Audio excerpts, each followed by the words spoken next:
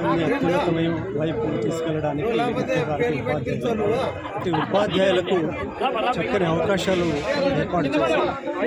ఉపాధ్యాయుల్ని చక్కగా సన్మానించగలిగితే వాళ్ళు చక్కగా దిశానిర్దేశం చేసి విద్యార్థుల్ని ఉన్నత మార్గాల్లో తీసుకెళ్ళడానికి ఒక అవకాశం ఉంది.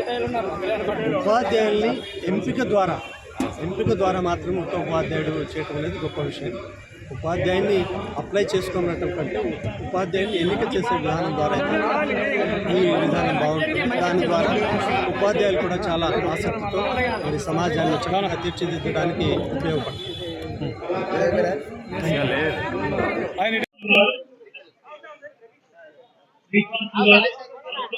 Head master high school SRG municipal Urdu high school రాయదులు.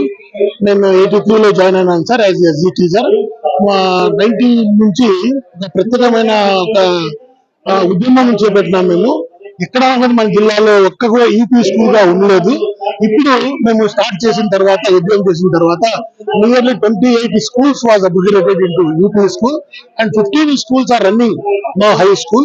So ఈ కృషిలో మేము డ్రాప్ అవుట్స్ ఎంతైనా కానీ తగ్గించాలని మైనార్టీ కమ్యూనిటీలో తగ్గిస్తున్నాము. మన రాయల్ నేను స్కూల్లో కనీసం అంటే 5 schools స్థాపించినాను ఓన్ కృషి చేసి.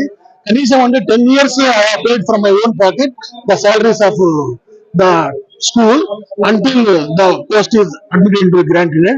And even my high school also started 25 years back, and 10 years I have borne the each and every expenditure of the school for teachers. Then in 2011 posts were being sanctioned.